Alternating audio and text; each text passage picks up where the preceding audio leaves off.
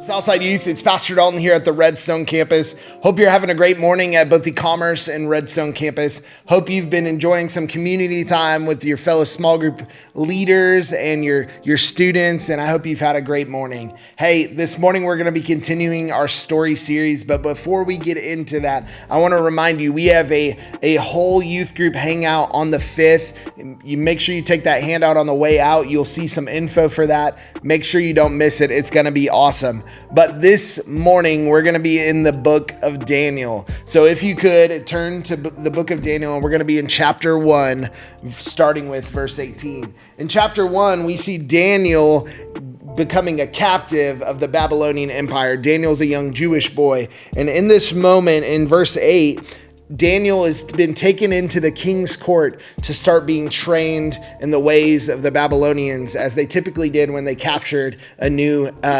country or a new empire or any kind of group of people. They would take them in. They would take the brightest, the smartest people. They would bring them in, and then they would start training them in the ways of the Babylonian.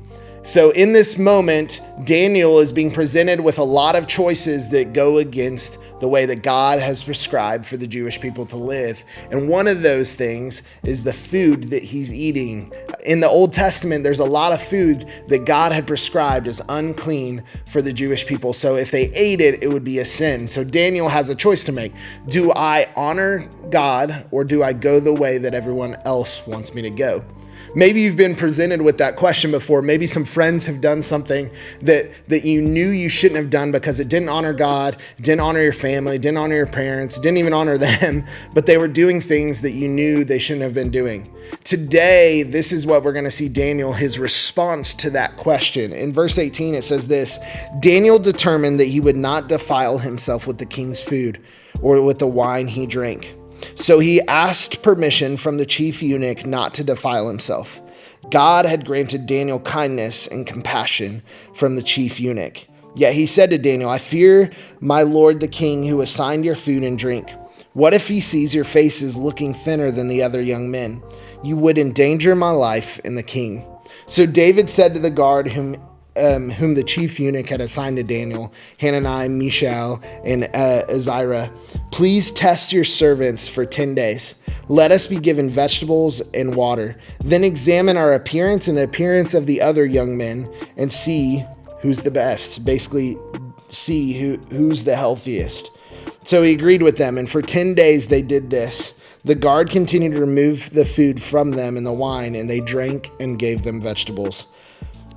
The next chapter, I love this. It's called Faithfulness Rewarded. God gave these 4 young men knowledge and understanding in every kind of literature and wisdom.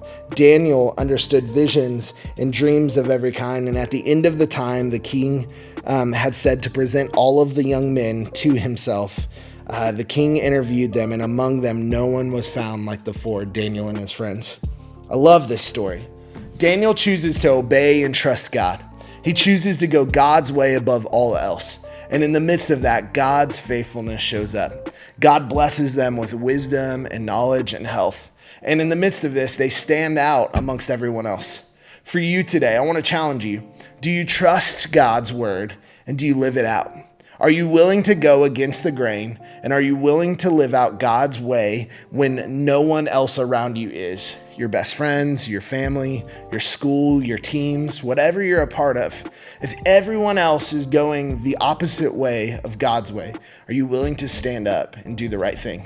For you, what are these moments in your life? Where can you speak up to maybe a boss, to maybe a teacher, maybe a coach, and ask them, can I go do this thing instead of this thing because this honors God and I really feel convicted to do this? This week, I want you to talk about that in small group. I hope you guys have a great Sunday morning. I hope you enjoy the rest of your time with your group. We'll see you next week at Southside Youth.